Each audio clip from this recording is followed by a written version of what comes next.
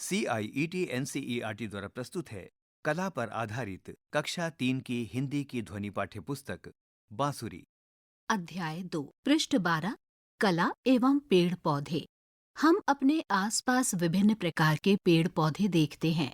इस अध्याय में आप कहानियों के माध्यम से उनके महत्व को समझ सकेंगे और अपने आसपास के बाग बगीचों, मैदानों, जंगलों आदि में सैर करते हुए उनकी सुंदरता का अवलोकन कर सकेंगे। आप प्रकृति से जुड़े अपने इन अनुभवों को अपनी कलाकृतियों के माध्यम से व्यक्त कर सकेंगे।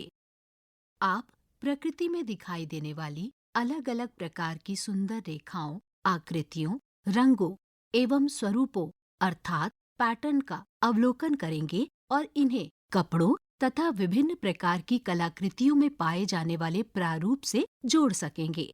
आप प्रकृति में पाए जाने वाली वस्तुएं जैसे टहनी, डंडी, बीज, कंकड़, सूखी पत्तियों, फूलों और अन्य वस्तुओं को एकत्रित करके उनके द्वारा कला में विभिन्न प्रयोग कर सकते हैं। इसके माध्यम से आप काल्पनिक चित्रों की रचना भी कर सकते हैं। आप चित्रकला, रंग भरने, शिल्प और प्रारूप गतिविधियों के माध्यम से अपने कपड़ों पर चित्र या नक्शा, ग्रीटिंग कार्ड, पृष्ठ का किनारा आदि बना सकते हैं।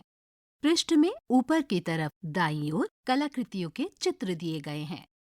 पृष्ठ में नीचे की तरफ बाईं ओर 2 चित्र दिए गए हैं। पहले में फूल का और दूसरे में तितली का चित्र दिया गया है। पृष्ठ 13 गतिविधि 1 प्रकृति भ्रमण एवं रेखांकन। गतिविधि 1 प्रकृति भ्रमण एवं रेखांकन। अपनी कक्षा से बाहर निकले और पौधों से भरे बाग बगीचों, खेतों या जंगल के सुरक्षित क्षेत्रों में जाएं। वहां दिख रहे फूलों, तनों, पेड़ की छालों, कीड़ों, तितलियों, शाखाओं, फलों, बीजों, जड़ों इत्यादि को ध्यान से देखें और उन्हें हल्के से स्पर्श करें। आपको किस प्रकार की रेखाएं, आकृतियां, रंग और संरचनाएं दिख रही हैं? उनको स्पर्श करते हुए आपको कैसा लग रहा है? अपने साथ अपनी कला पुस्तिका या कागज एवं पेंसिल लेकर जाएं। पृष्ठ के दाहिने तरफ फूलों, पत्तियों और तितलियों के चित्र दिए गए हैं। पृष्ठ 14 गतिविधि 2 प्रकृति का चित्रण। विभिन्न आकार की 3 या 4 पत्तियों, फूलों या पक्षियों का रेखांकन करें और उनमें रंग भरें। अभ्यास करें। स्वयं प्राकृतिक रंग बनाएं। अपने आसपास मिलने वाले कुछ फल, सब्जी, फूल या पत्तियों, जड़ों को लें। उन्हें पीसकर थोड़ा पानी मिलाकर देखें कि कौन सा रंग बनता है। पृष्ठ के मध्य में बाईं तरफ मोर और पत्तियों के चित्र दिए गए हैं। पृष्ठ का दायां हिस्सा अभ्यास करने के लिए रिक्त है। पृष्ठ 15 गतिविधि 3 प्राकृतिक रंग। पत्तियों, फलों और फूलों से रंग बनाए जा सकते हैं। आपकी जीभ का रंग कैसा होता है जब आप ये फल खाते हैं? चुकंदर। इसमें आपको एक आकार दिया गया है जिसमें आपको रंग भरना है। जामुन। इसमें भी आपको एक आकार दिया गया है जिसमें आपको रंग भरना है। आम। इस आकार में भी आपको रंग भरना है। इस तरह से आपको तीनों आकारों में रंग भरना है। पृष्ठ के दाहिने तरफ रिक्त स्थान है जहां आपको प्राकृतिक रंग लाल, पीला, गुलाबी, जामुनी इन रंगों का प्रयोग करके चित्र बनाएं। पृष्ठ संख्या 16 गतिविधि 4 जालीदार खिड़कियां और द्वार। जाली को ग्रिल भी कहा जाता है। कभी कभी प्राकृतिक या ज्यामितीय आकृतियों के पैटर्न इन जालियों में उकेरे जाते हैं। आपने अपने आसपास किस प्रकार की जालियां देखी हैं? रिक्त स्थान। क्या आपने दरवाजे और खिड़कियों की जालियों की बनावट ध्यान से देखी है? अभ्यास करें। किसी भवन या स्मारक को देखने जाएं, जिसमें जालियां उकेरी गई हों। उन जालियों में बनी विभिन्न आकृतियों का चित्र बनाएं। पृष्ठ के दाहिने तरफ इन जालियों के आकृतियों के 3 चित्र दिए गए हैं। पृष्ठ 17 पेंसिल का उपयोग करते हुए दी गई खाली जगह में जालीदार प्रारूप बनाएं। इस पृष्ठ पर जाली की आकृति दी गई है। पृष्ठ 18 गतिविधि 5 स्वयं जाली बनाएं। इस गतिविधि को करते समय कैंची का उपयोग सावधानी से करें। शिक्षक या बड़ों का सहयोग लें। जाली बनाते समय अगर आपके मित्र को कागज काटने या मोड़ने में कोई बाधा आ रही हो तो आप उसकी सहायता करें।